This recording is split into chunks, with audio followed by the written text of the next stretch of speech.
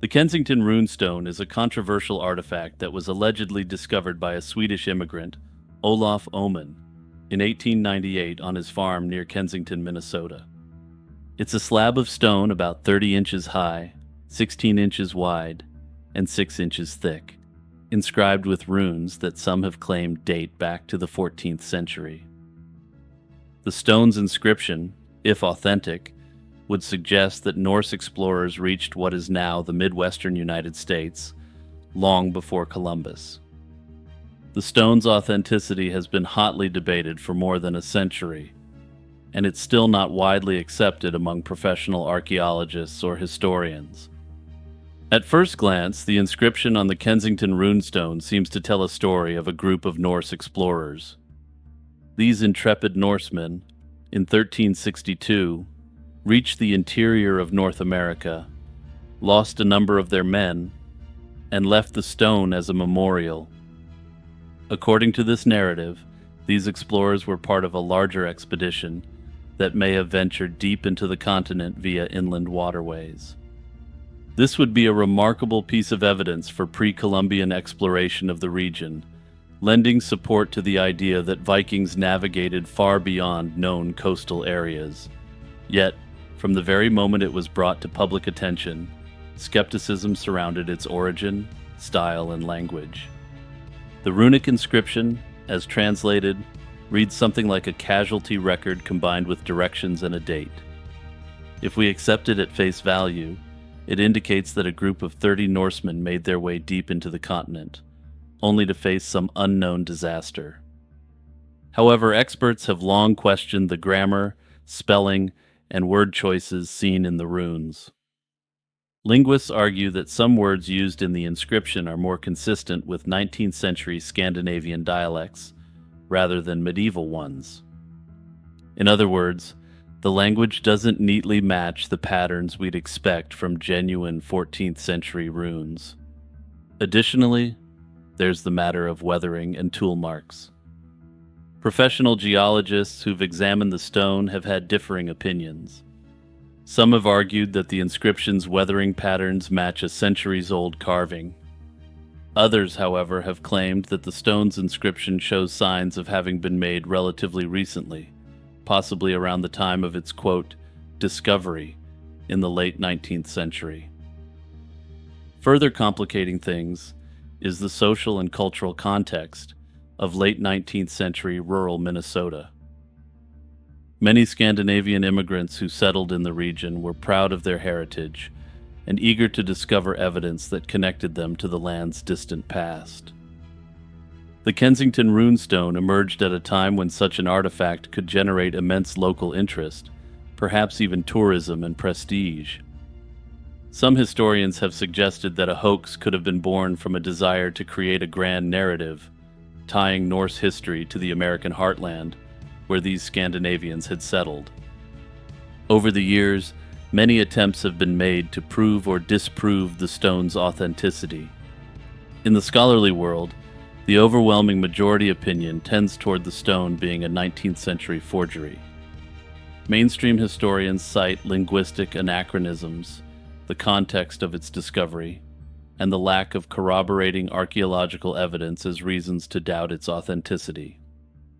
They argue that in the absence of solid evidence, the simplest explanation, namely that it's a clever hoax, is the best one. Now that I've presented the competing arguments on this one, I'm going to jump in and give my take on this runestone more directly than I do for most entries in this series. There's no evidence for any runestones being raised beyond the 12th century. A runestone being raised in the 14th century would be a significant historical anomaly, as it simply wasn't a practice that had persisted until that point. That said, there's always the faint possibility that Norsemen from Greenland could have theoretically made such an expedition and raised such a runestone. The legend that Jesus Christ retired to Japan to take up garlic farming and raise a family is surprisingly a historical narrative believed by a non-zero amount of people. According to the myth, after narrowly escaping crucifixion, Jesus fled across Siberia to Japan. where he lived a long life under the name Daitenku Taro Jurai. The story centers around the village of Shingo in northern Japan, where locals claim that Jesus settled down, married a woman named Miyuko, and fathered 3 daughters. He is said to have lived as a humble garlic farmer, eventually dying at the age of 106. The origins of this legend are traced back to documents known as the Takenouchi documents, which were allegedly discovered in the 1930s. These documents, which have since been lost or destroyed, supposedly detailed Jesus' journey to Japan and his life there. According to the legend, during the time when the New Testament suggests Jesus was missing from the public eye, the so-called lost years, he was in Japan, learning about spirituality. After returning to Judea, he faced persecution, leading to his escape and eventual permanent settlement in Japan. The village of Shingo has embraced this legend, establishing a tomb of Christ, which has become a tourist attraction. The tomb is said to contain not only Jesus' remains, but also a lock of hair from the Virgin Mary and an ear of his brother, Isukiri, who, according to the legend, was crucified in Jesus' place. And no need to backtrack because you heard correctly. According to this legend, Jesus inexplicably had a half-Japanese brother. Despite the lack of historical evidence, the site holds significant cultural importance in the village, with annual rituals and a small museum dedicated to the legend. The tale of Jesus in Japan reflects the broader theme of religious syncretism in Japan, where elements of different religious traditions often blend into the local culture. The Shingo legend is a perfect example of how Japanese culture can integrate and reinterpret various religious narratives, making them part of a unique local tradition. This is the form of syncretism which allowed elements of Buddhism, Shintoism, Taoism, and Confucianism to mix freely without necessarily challenging the established religious doctrines. Notably, it is unclear if this quote-unquote holy garlic, grown by Jesus, had any specific properties differentiating it from your run-of-the-mill garlic. However, I would have to think that it would, at the very least, be really efficient in warding off vampires. Hey everyone, it's Jimmy here, just taking a quick moment to remind you to share this video with 2 of your friends or family members. Your sharing this video allows me to spend more time producing content for you, and the best part is it doesn't cost you a thing. The Kerguelen Plateau, located in the southern Indian Ocean, is a vast underwater volcanic plateau. Spanning approximately 500,000 square miles, it's one of the world's largest submerged land masses. Over the years, scientists have debated whether this plateau could be considered a lost continent. The Kerguelen Plateau was formed by volcanic activity associated with the Kerguelen hotspot, beginning around 130 million years ago, during the early Cretaceous period. This hotspot led to extensive basaltic lava flows, creating a large igneous province that includes the Kerguelen Plateau and the Broken Ridge. Initially, parts of the plateau were above sea level, forming a substantial landmass. Geological evidence suggests that the plateau experienced multiple phases of volcanic activity, contributing to its complex structure. Over time, the Kerguelen Plateau underwent significant subsidence, leading to its current submerged state.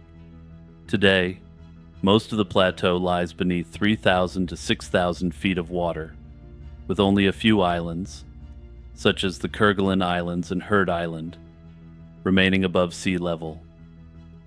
The submersion is attributed to a combination of factors, including the cooling of the lithosphere, as well as possible tectonic movements. Several lines of evidence have led scientists to consider the Kerguelen Plateau as a potential lost continent. Studies have identified rocks on the plateau that are typically associated with continental crust, such as granites. These findings suggest that parts of the plateau may have originated from continental material. Further, fossil discoveries, including those of ancient coniferous trees, indicate that the plateau once supported terrestrial ecosystems. This supports the idea that substantial portions of the plateau were above sea level and possibly connected to other land masses, facilitating the migration of species. Further yet, the composition of sedimentary rocks found on the plateau shows similarities to those in regions like India and Australia. This suggests that the Kerguelen Plateau was once part of the supercontinent Gondwana. As Gondwana fragmented, the plateau became isolated and eventually submerged, which would make it at the very least a microcontinent. Despite the supporting evidence, there are arguments against classifying the Kerguelen Plateau as a lost continent. While there are indications of continental material, much of the plateau is composed of basaltic rock, typical of oceanic crust. This suggests that the plateau may not meet the criteria of a true continent, which is primarily composed of continental crust. Also, the definition of a continent typically includes considerations of size, elevation, and the presence of a distinct continental shelf. While the Kerguelen Plateau is extensive, its predominantly submerged state and geological composition may exclude it from being classified as a true continent. Lame Johnny, born Cornelius Donahue around 1850 in Philadelphia, Pennsylvania, led a life of an Old West outlaw. He attended Girard College, an institution for impoverished and orphaned boys, from 1862 to 1872, where he excelled academically and in conduct. Despite this foundation, Donahue's ventures into legitimate professions faltered, leading him into a life of crime. After an unsuccessful stint as a cowboy in Texas, Donahue moved to the Black Hills in 1876, drawn by the gold rush. During his time in Texas, there were rumors that he engaged in cattle rustling, as was the style at the time. Keep this fact in mind because it'll be very important shortly. He prospected along Castle Creek and briefly served as a deputy in Custer County and as a bookkeeper for the Homestake Mining Company. However, his past caught up with him when a Texan recognized him as a horse thief, resulting in his dismissal. Subsequently, Donahue, now known as Lame Johnny due to a pronounced limp, formed a gang that engaged in horse theft, cattle rustling, and stagecoach robberies. The most infamous crime attributed to Lame Johnny's gang occurred on September 26, 1878. They ambushed the Monitor, an armored stagecoach transporting valuables from the Homestake mine at Canyon Springs Station. The gang secured approximately $3,500 in currency, $500 in diamonds, and 700 pounds of gold dust, nuggets, and bullion. And to give you just some sense of just how big this score was for Lame Johnny's crew, 700 pounds of gold today is worth just shy of $30 million.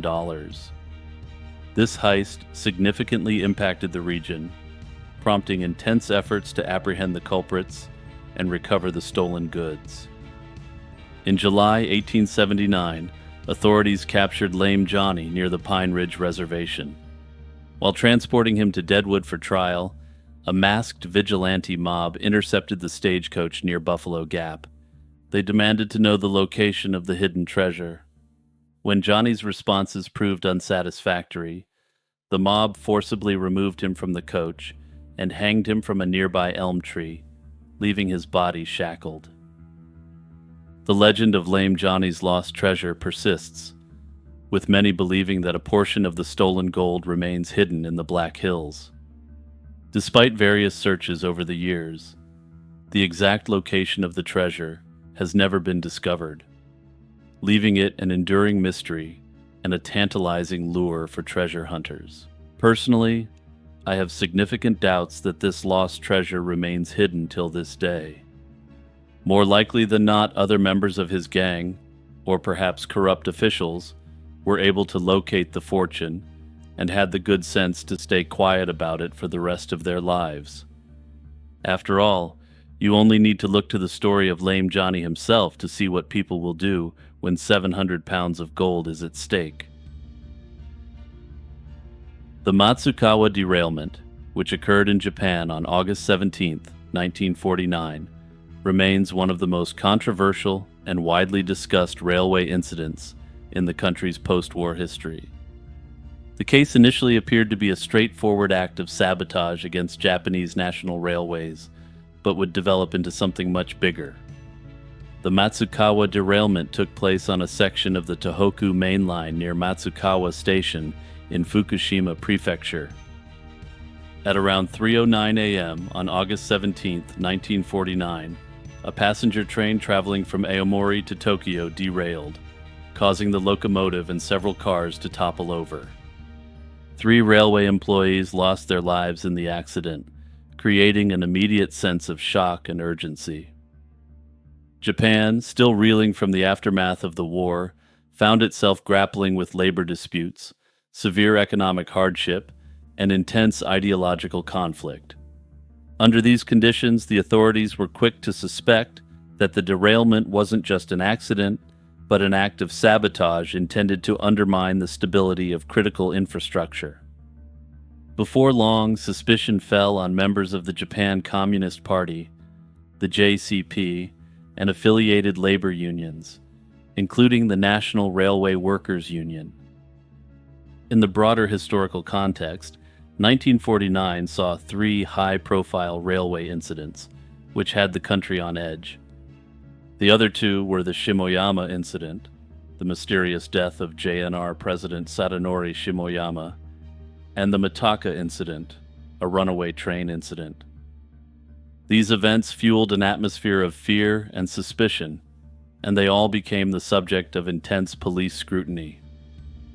Investigators believed that radical elements within the labor movement might have orchestrated these disasters to foment broader social unrest. They further suspected that these elements may have Soviet backing, as both the Americans and the Japanese were still worried about Japan drifting into the Soviet sphere.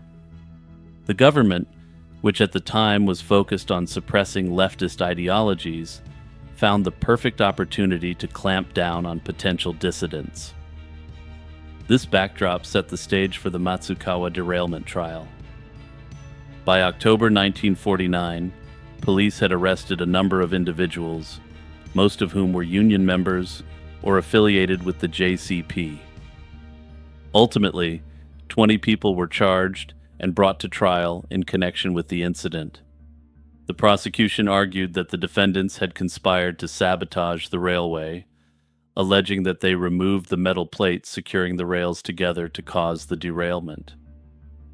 The defense countered that the evidence was circumstantial and that the authorities had coerced confessions through harsh interrogation methods that were not in line with democratic principles. Further, the defense team consistently argued that the train's derailment may have been due to technical or operational issues unrelated to sabotage. Critics claimed that the prosecution's case hinged too heavily on unsubstantiated claims and a political desire to quell leftist movements. The first round of decisions in lower courts found several defendants guilty. In 1953, the Sendai District Court delivered its verdict, convicting many of the accused and sentencing some of them to elimination. The harshness of these rulings shocked observers both locally and internationally. International human rights organizations and Japanese advocates criticized the seeming lack of direct evidence and the possibility of confessions obtained under duress. Appeals were filed, and the case moved up the judicial ladder, landing in the Tohoku High Court. In a surprising turn of events, the Tohoku High Court in 1959 overturned the lower court's ruling, acquitting all 20 defendants. This acquittal was a landmark moment in Japan's post-war legal history, as prior to the war, appellate courts had been extremely deferential to trial rulings. The prosecution, however, refused to accept the verdict and appealed to the Supreme Court of Japan. The Supreme Court scrutinized the evidence, examined testimony, and considered allegations that the authorities might have manipulated or suppressed critical information. It wasn't until 1963 that the Supreme Court finally upheld the High Court's acquittal verdict. The final court decision concluded there was insufficient evidence to prove that any of the accused had intentionally removed the track's fastenings. This ruling also highlighted deficiencies in the investigation, including mishandled evidence, questionable interrogation tactics, and government overreach in targeting political opponents. By exonerating the defendants, the Matsukawa derailment case underscored the importance of legal safeguards and the risk of political persecution masquerading as law enforcement. Ultimately, the case was quietly shut down in 1970, without any official ruling on what caused the derailment. Was the Matsukawa incident simply a case of tragic infrastructure failure in a still war-ravaged and devastated economic environment? Or was it something more sinister? Given the actions of the authorities in this investigation, this looks as though it will remain an unsolved mystery.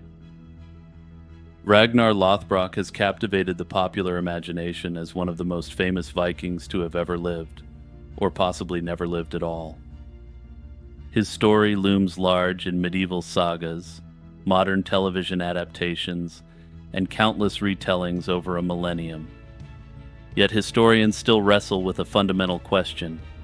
Was Ragnar a real flesh-and-blood individual, or was he a legend woven from the achievements of several Vikings?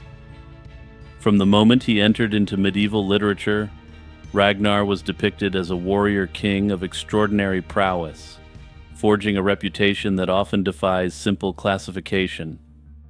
He's portrayed as the son of a Swedish king named Sigurd Ring, and as the father of several notable Vikings, including Ivar the Boneless, Bjorn Ironside, and Sigurd Snake in the Eye. These sons would, according to the sagas, go on to carve out kingdoms, launch invasions into Anglo-Saxon England, and become household names in their own right. Most of the details of Ragnar's life come from medieval sources, such as the Old Norse tale of Ragnar's sons and Saxo Grammaticus's Gesta Danorum. These tales include significant elements of myth and fantasy that can't be verified through contemporary records. One of the most famous narratives associated with Ragnar is his capture and death at the hands of the King of Northumbria in the mid-9th century. Medieval chronicles and later retellings claim that Ragnar led raids into the Anglo-Saxon kingdoms, where he was ultimately defeated, captured, and thrown into a pit of venomous snakes. Whether this gruesome execution actually happened is still disputed, but the story has become one of the best-known Viking legends. Some versions describe Ragnar, even while being bitten by serpents, defiantly reciting heroic poetry and prophesying vengeance from his sons. In addition to his Northumbrian exploits, Ragnar is also credited with launching a daring attack on Paris in 845. According to some accounts, he sailed up the River Seine with a Viking fleet and terrified the city into paying a large ransom. The Frankish king, Charles the Bald, allegedly paid off the raiders to prevent further devastation. In verified historical records, a Viking leader named Regan Harris, a Latinized form of Ragnar, is indeed mentioned as attacking Paris around this time. This lends some circumstantial evidence to the idea that Ragnar might have been more than just a legendary figure. However, the name Regan Harris doesn't conclusively prove that he was the Ragnar of later saga fame. Scholars argue that several Viking leaders could have been confused or combined into a single legendary persona over the centuries, thereby creating the composite figure of Lothbrok. Despite the many variations and embellishments in the stories, common threads tend to appear. He's usually described as cunning, courageous, and brutal when necessary. Yet the medieval texts that mention him were written centuries after the events they describe. Grammaticus, for instance, composed the Gesta Danorum in the late 12th century, about 300 years or more after Ragnar's supposed lifetime. The Icelandic sagas that feature Ragnar were likely set down in writing around the 13th century, though experts agree they're almost certainly based upon well-established earlier traditions. This considerable time gap means that the stories had plenty of opportunity to evolve in oral tradition before ever being written, thus giving time for fact to blend with fiction. To understand why questions about Ragnar's historicity are so difficult to resolve, it helps to consider the broader context of Viking Age sources. The Vikings themselves often left behind no written histories or chronicles that modern scholars can rely on, in the same way they might consult Frankish or Anglo-Saxon texts. Instead, most of what we know about Viking expeditions, personalities, and achievements comes from chronicles written by their enemies, such as Anglo-Saxon or Frankish monks. Norse people themselves created little in the way of written records, with runestones being the only meaningful surviving records. These runestones, however, provide just brief tidbits of information, and many were raised with the explicit intent of bragging and self-promotion. These runestones often compared real people's actions to those of legendary figures, with it being seen as virtuous to claim to have accomplished something as great as a mythic heroic figure. Notably, the famous runestones found in Scandinavia often commemorate powerful individuals, but none explicitly mention Ragnar Lothbrok, or anyone who could match up with him. That said, this doesn't mean such runestones don't exist, or didn't exist at one point. Historians estimate that 90% of runestones that survived have been discovered. However, that still leaves numerous runestones which didn't survive and some which are still hidden away. Notably, many of the runestones which have survived come from the period where Scandinavia was being Christianized.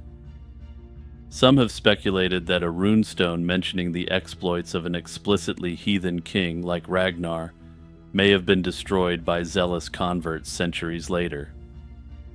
Given the nature of these varied sources, these accounts can be contradictory, romanticized, and of course, openly biased.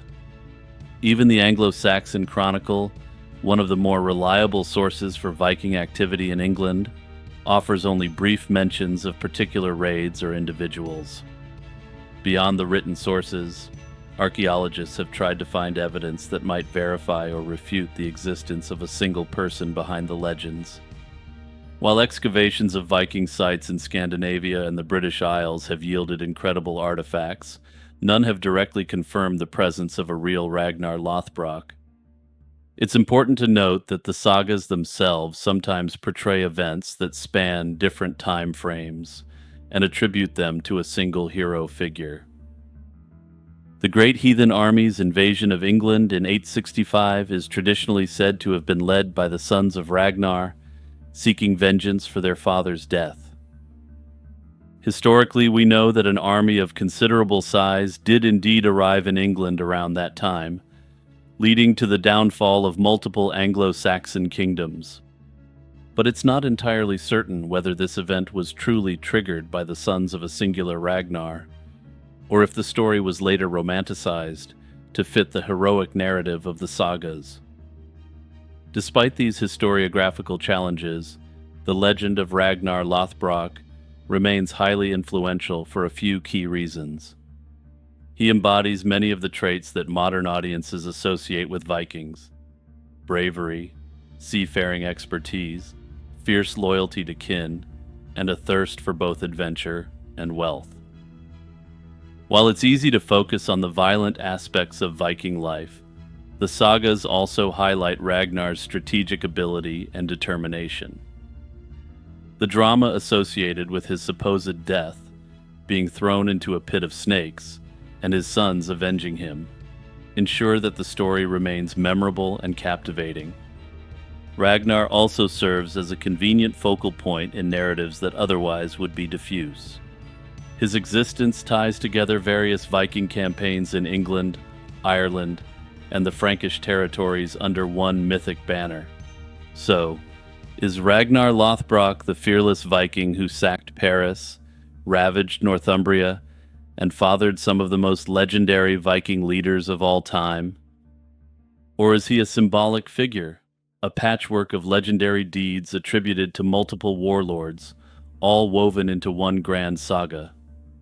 Realistically, we can't say with absolute certainty, though scholars generally believe the latter rather than the former. What we can say for sure is that someone carried out many of those raids, and these exploits significantly impacted the political landscape of medieval Europe.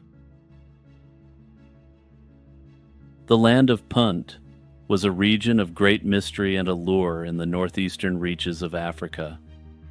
Egyptian texts dating back to the earliest days of the Old Kingdom describe it as a source of precious commodities like gold, incense, ivory, ebony, exotic animals, and aromatic resins.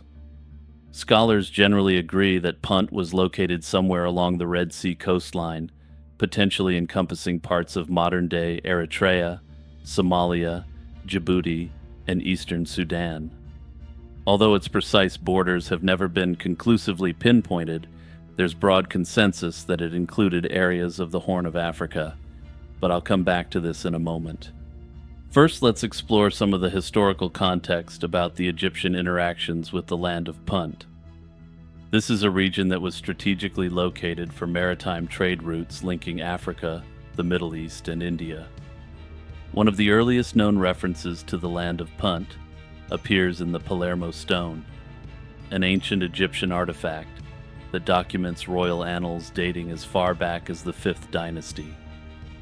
The Palermo stone is believed to have been created in the late 24th century BC, which, like everything with Egypt, really puts in perspective just how ancient its history is. These records suggest that the Egyptians sent expeditions to Punt to acquire valuable resources, most notably frankincense and myrrh. The fact that these coveted items were essential for religious ceremonies and for the embalming of the dead indicates how significant trade relations with Punt were to the Egyptians. The most famous expedition to Punt took place during the reign of Queen Hatshepsut in the 15th century. Extensive carvings at her mortuary temple vividly depict this grand voyage, which involved a fleet of ships sailing down the Red Sea, laden with valuable cargo acquired from the region. Interestingly, this discovery also provided indication as to just how advanced the ancient Egyptians' seafaring capabilities were.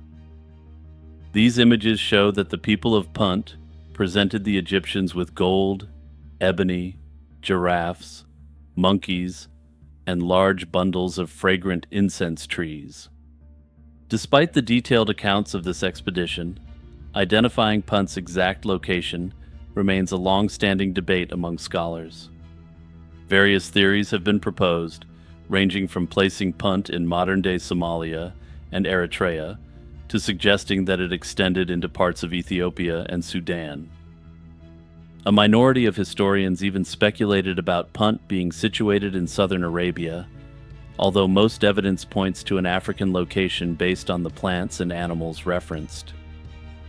The images of incense-bearing trees, giraffes, and other African wildlife strongly support the idea that Punt was located somewhere within the Horn of Africa region. Some have suggested that the kingdom of Punt could have occupied both sides of the Bab al-Mandeb Strait that separates Yemen from Africa.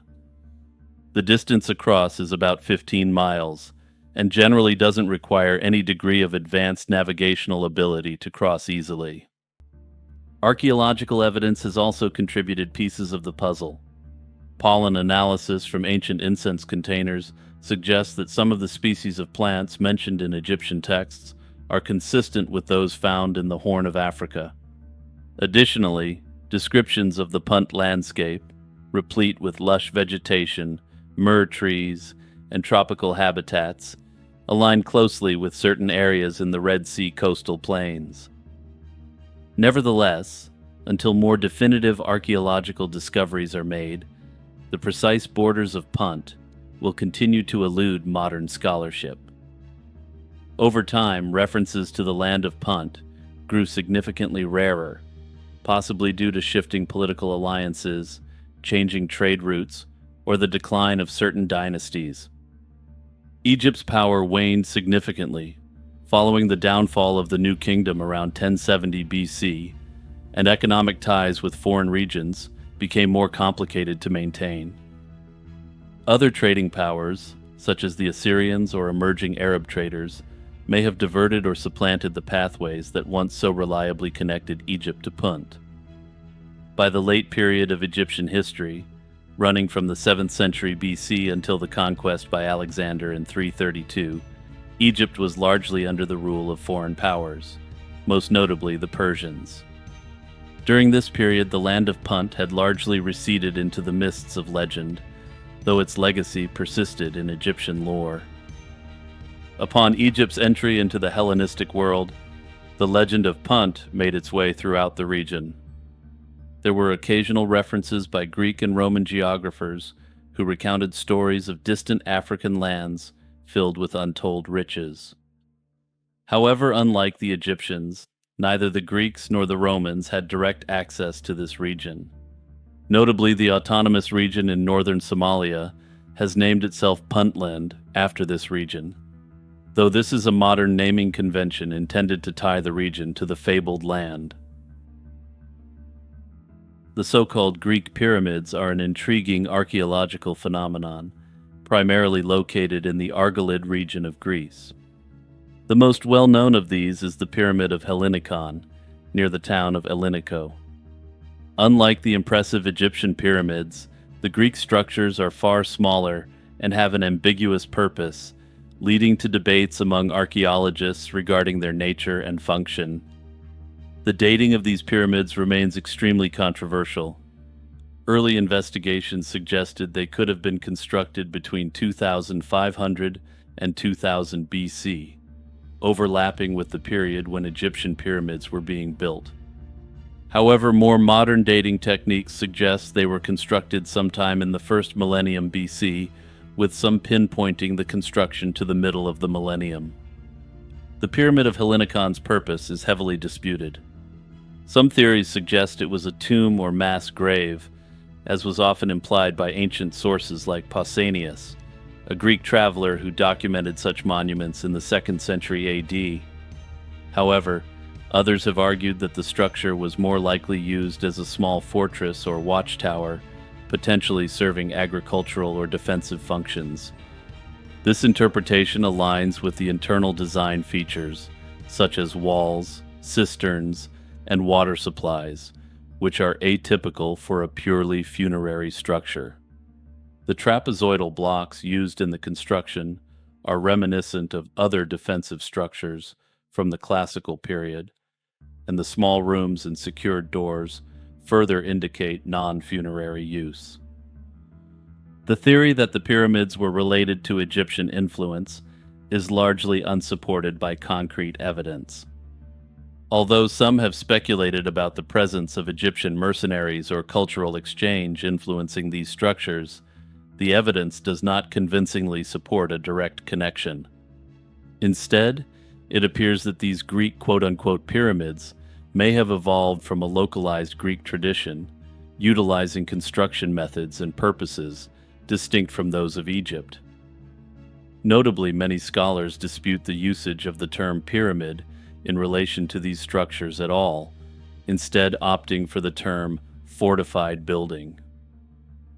Further complicating the issue, the Greek Ministry of Culture has been hesitant to officially designate these structures as pyramids, instead referring to Hellinikon as a fortified building. The Kushite language was once widely spoken in the ancient kingdoms of Kush and Meroe, located in what is now Sudan, between roughly 800 BC and 400 AD. The Kushites were at the zenith of their power from 754 to 656 BC, when they invaded Egypt and established Egypt's 25th dynasty. Notably, the language is also commonly referred to in academic sources as Meroitic, after the kingdom of Meroe. It's believed that Kushite belongs to the Nilo-Saharan family, which includes various languages spoken across Central and Eastern Africa. However, confirming that classification has proven tricky, mainly because scholars can't fully translate the current body of Kushite texts. Francis Griffith made significant strides in deciphering the script in 1909. He identified certain phonetic values, but his work hasn't yielded a complete understanding of the vocabulary and grammar. Kushite scripts exist in two main forms, hieroglyphic and cursive, both of which share some visual similarities with Egyptian hieroglyphs. Yet, aside from superficial resemblance, they seem to function differently, with unique symbols representing distinct values. Our knowledge of Kushite is based on the roughly 1,300 inscriptions we've uncovered so far, many of which are short funerary texts or royal inscriptions. These inscriptions have been found on temples, stelae, and even personal items like jewelry. Though the texts are an invaluable resource, scholars struggle because of the limited variety of subject matter and the relative lack of extensive bilingual texts.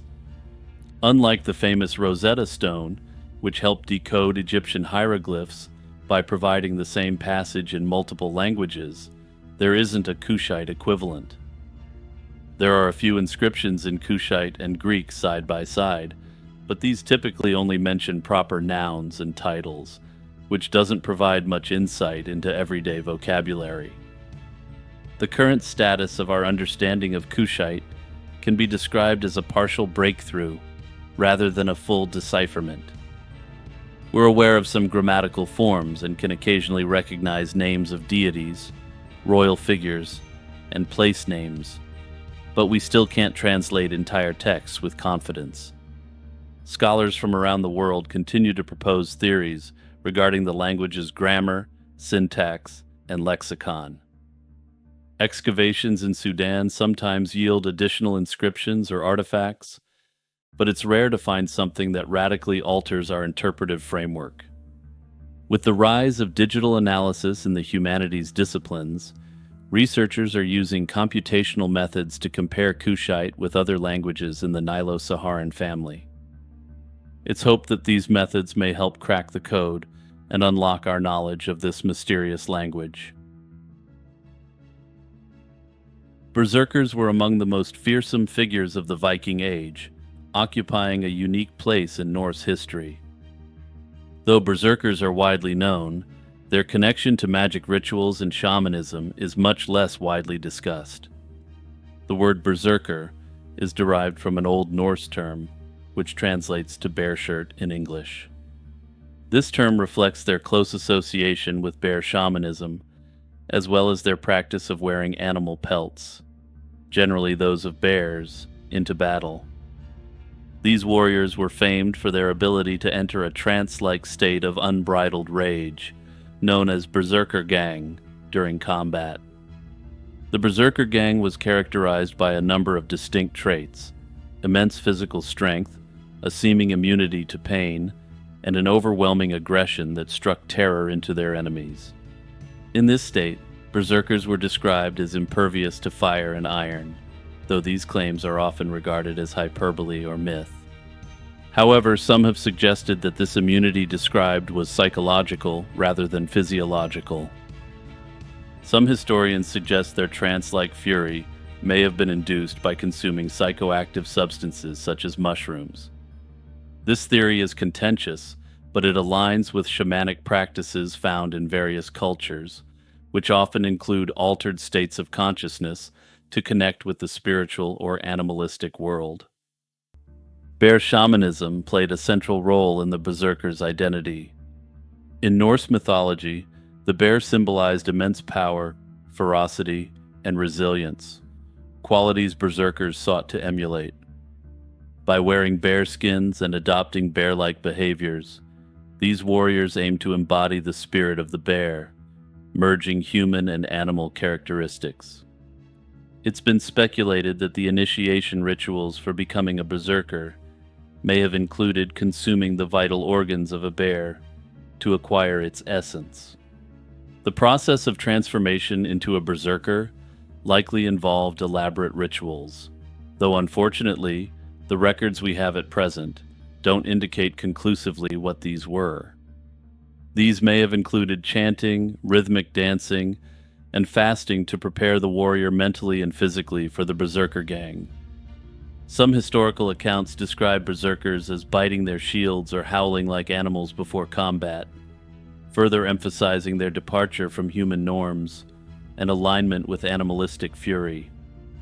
The glass delusion was a peculiar psychiatric phenomenon recorded in Europe during the late Middle Ages and early modern period.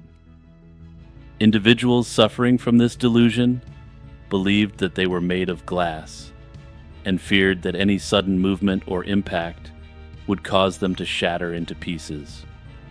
Such people often refused to be touched or even approached, convinced that the slightest contact could break their fragile glass-like bodies.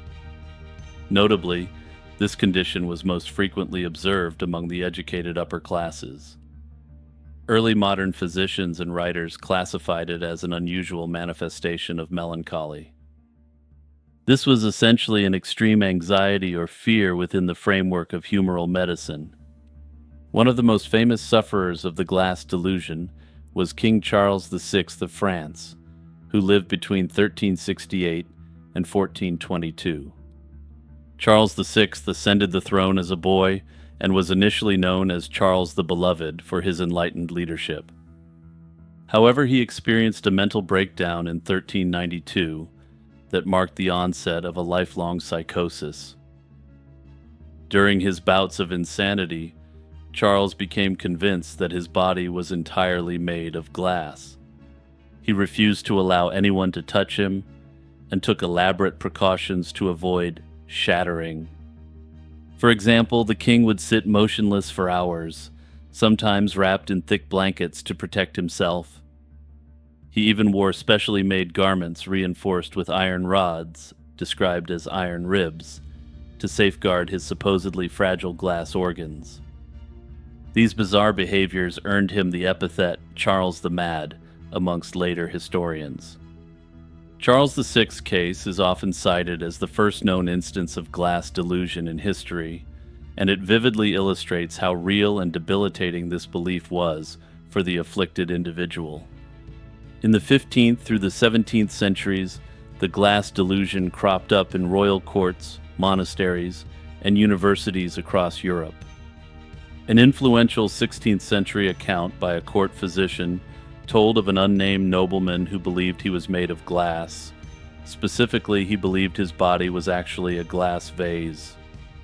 This nobleman reportedly spent long periods lying on a bed of straw to avoid cracking himself. According to the story, his doctor devised a dramatic cure. The physician set the straw on fire and locked the door, forcing the panicked patient to frantically pound on the walls for help.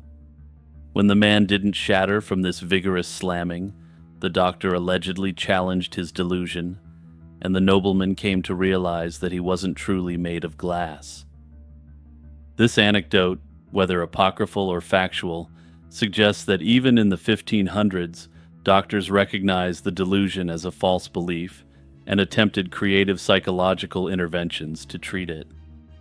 Notably, some modern scholars question whether such a delusion could be broken so easily, given what we now know about mental health conditions. Many variations of the glass delusion were documented. Some patients believed only a part of their body was glass. For instance, a glass head, glass arms, or a glass heart that could splinter inside them. A particularly widespread fear, apparently affecting men in particular, was that the sufferer had acquired a quote-unquote glass buttocks. Men who held this belief would avoid sitting down without some padding, fearing that their posterior would shatter upon contact with a hard seat. Contemporary medical theory in the late medieval and Renaissance periods explained the glass delusion within the prevailing framework of melancholia. Melancholy, associated with an excess of black bile in traditional medicine, was thought to produce all manner of fears and false beliefs. Robert Burton's The Anatomy of Melancholy, released in 1621, famously catalogues a variety of bizarre delusions afflicting people with melancholy. He noted that some people believe they're made of glass, while others believe that they're made of lead or cork or other materials. Treatments were largely empirical and compassionate in nature. Physicians might gently reason with patients, or, as in the case of the straw bed fire cure, try to shock the patient back to his senses. The approach indicates that doctors understood the problem to lie in the patient's belief, rather than in any physical issues within the body. Modern scholars have proposed additional explanations for why the glass delusion appeared when and where it did. Glass was a rare and valuable product at the time, and some have seen it as almost the equivalent of having been touched by Midas himself, if Midas turned objects into high-quality glass. One psychological interpretation is that cases like King Charles VI represent early descriptions of severe mental illness on the psychotic spectrum. Retrospective diagnosis is speculative, but some historians and psychiatrists have suggested that Charles VI's condition might be described today as schizophrenia or schizoaffective disorder. Indeed, chronic schizophrenia often involves false beliefs about one's body, and the glass delusion could be seen as a culturally shaped version of that clinical phenomenon. Notably, the glass delusion was both time-bound and culture-bound. By the late 17th century, cases of glass delusion had all but disappeared, with only a few cases reported throughout the entirety of the 20th century. Hyperborea was a legendary land in Greek mythology, imagined to lie far to the north beyond the reach of the cold north wind, or Boreas. In ancient tales, it was depicted as an idyllic realm of eternal spring, abundant harvests, and perpetual sunshine. Hyperborea was said to be inhabited by a blessed people called the Hyperboreans, who worshipped the god Apollo. The Greeks believed this land was so remote that only heroes or favored mortals could reach it, making Hyperborea a symbol of an unreachable northern paradise in their literature. One of the earliest references to Hyperborea appears in a fragment of Hesiod's Catalogue of Women from the 8th century BC. By the 5th century BC, the poet Pindar provided a vivid description of this land. In his Pythian odes, Pindar wrote that Apollo spends the winter among the Hyperboreans, and he portrayed their country as a utopia. He described it as a place where people never get sick or old, and never have to engage in heavy labor or fight. In another ode, Pindar describes the hero Heracles traveling to Hyperborea, chasing a doe, a deer, a female deer, beyond the Danube. The historian Herodotus, who lived in the 5th century BC, provided the earliest surviving prose account of the Hyperboreans. Herodotus reported that the Hyperboreans lived beyond the nomadic tribes of the far north. He recounted a tradition that offerings from the Hyperboreans were passed from one northern tribe to the next, until they eventually reached the Greek temple of Apollo on Delos. Despite recording these legends, Herodotus expressed skepticism about the literal existence of Hyperborea. He noted the uncertainty of such tales, and wryly concluded that if there really are Hyperboreans, that there must be an equally fantastical people living far to the south in the extreme heat. Herodotus, in essence, thus treated Hyperborea as a curious hearsay from earlier poets of bygone days, one that he was willing to document but not fully endorse as factual. And this is, of course, one of the reasons why Herodotus has been widely accepted as the father of historical inquiry. In the late 4th century BC, the Greek writer Hecataeus of Abdera compiled a comprehensive work on the Hyperboreans, synthesizing the various legends circulating by that time. Although Hecataeus's treatise on the Hyperboreans is lost, portions survive through later authors like Diodorus Siculus. According to Diodorus, writing in the 1st century BC, Hecataeus described Hyperborea as a real island in the regions beyond the land of the Celts, in the broad ocean to the far north. This island was said to be no smaller than Sicily, extremely fertile with a mild climate that yielded 2 harvests per year. Hecataeus linked Hyperborea closely with Apollo's worship. He wrote that the god's mother Leto was born on this island, and that the Hyperboreans honored Apollo above all other gods. The island supposedly housed a magnificent circular temple of Apollo, adorned with many offerings, and its inhabitants, acting as the god's priests, continuously sang and played lyres. Some scholars believe this description was an early attempt to identify Hyperborea with a specific place. For instance, the large island beyond Gaul could correspond to Britain, especially given the references to a circular temple which later writers even compared to Stonehenge. The British Isles are extremely fertile, and the climate is mild, especially relative to where it is geographically. Whether or not Hecataeus literally meant Britain, his portrayal treated Hyperborea as a tangible northern land, blending myth with geographic speculation. Writers of the Roman era continued to refer to Hyperborea, often echoing earlier Greek notions. Roman poets and scholars used Hyperborean as a byword for the extreme north, or an idealized faraway people. For example, the poet Virgil and the statesman Cicero both alluded to the Hyperboreans when speaking of an exceedingly remote, blissful place. Pliny the Elder, in his Natural History, from the 1st century AD, mentions the Hyperboreans as a people living far to the north, allegedly reaching ages of up to 1,000 years. As knowledge of the world expanded, later writers tried to reconcile the Hyperborea legend with real geography. In the 2nd century AD, writers attempted to tie the Ural Mountains in what is now Russia to the legend, and various steppe peoples, such as the Scythians, were roped into the legend. Modern scholarship generally views Hyperborea as a blend of myth and limited ancient knowledge of northern lands. Historians note that Greek contact with peoples north of the Black Sea and along the Danube in the early Iron Age may have inspired elements of the Hyperborean legend.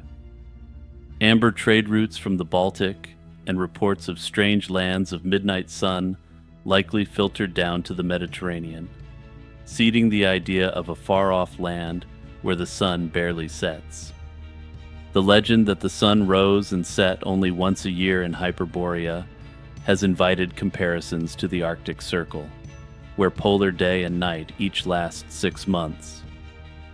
Mainstream historians tend to conclude that Hyperborea was not a specific place, but rather a symbolic composite.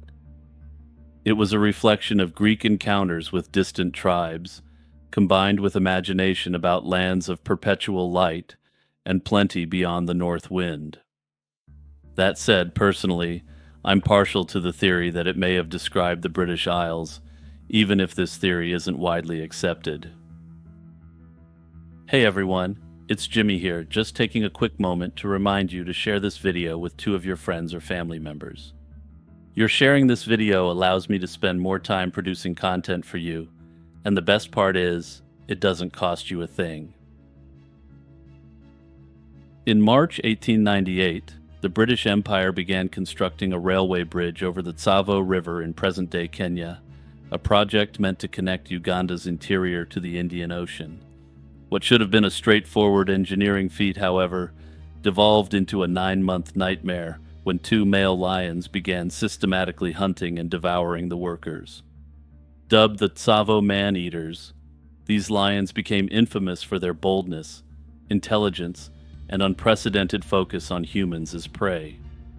Their story, an ecological mystery, remains one of the most chilling examples of human-wildlife conflict. The Tsavo region, a sprawling wilderness of thorny scrubland and rocky outcrops, was, and still is, a harsh ecosystem teeming with wildlife.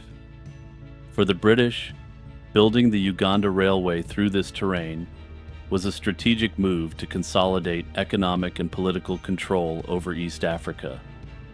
Thousands of Indian laborers and local African workers were recruited for the project, which required backbreaking labor under extreme conditions. The railway's progress, however, came to an abrupt halt in late 1898, when the lions began their attacks. Workers initially dismissed the disappearances, blaming them on desertions, or the much more routine crocodile attacks they'd become accustomed to. but as bodies were discovered near campfires and tents, panic set in as it became clear that lions were responsible for these events. The lions, unlike typical predators, showed no fear of humans. They tore through flimsy barriers, dragged victims from tents, and even prowled the workers' campsites in daylight. By December 1898, the death toll had risen so sharply that construction halted entirely. Workers fled, and the project's chief engineer, Lieutenant Colonel John Henry Patterson, found himself tasked with not just a building project, but stopping these beasts. Patterson, an experienced big game hunter, initially underestimated the lions. He set traps and ambushes, but the lions seemed to evade them with eerie precision. In his memoir, The Man-Eaters of Tsavo, he described their, quote, uncanny shrewdness and almost supernatural ability to avoid danger. The attacks were gruesomely methodical. The lions rarely ate their victims entirely, often abandoning half-eaten bodies near the camp, a behavior that fueled speculation about their motives. Some workers believed the lions were evil spirits or creatures summoned by powerful magicians employed by tribes who opposed the railway. Patterson, however, recognized the predators were likely driven by opportunity. With the railway disrupting their habitat and traditional prey diminished by drought or disease, humans, largely unarmed and concentrated in camps, became easy targets. After numerous failed attempts, Patterson eliminated the first lion on December 9th, 1898, and the second 3 weeks later. He recounted that the first lion measured nearly 9 feet long and required 8 shots to bring down. The second, shot after a tense pursuit, was similarly massive. Their manelessness, a common trait among Tsavo lions, added to their somewhat disturbing appearance. The exact number of victims of these creatures remains debated. Patterson claimed 135 deaths, but modern scholars suggest a more conservative estimate of 35. This discrepancy might stem from Patterson exaggerating for dramatic effect or conflating lion-related deaths with those from other causes. Regardless, the attacks were unprecedented in scale. And of course, the other mystery at play here is, why did these lions target humans? One theory, which I very briefly mentioned previously, points to environmental stress. The 1890s saw severe droughts and a rinderpest epidemic that decimated buffalo and other prey. With natural food sources scarce, the lions may have turned to humans as a readily available alternative. Another popular theory is based on dental evidence. One lion had a broken canine and an abscess, which would have made hunting large, struggling prey painful. We humans aren't known for our thick hides, which leaves us comparatively defenseless, even to a lion in need of serious dental intervention. Another factor that can't be overlooked was the railway itself.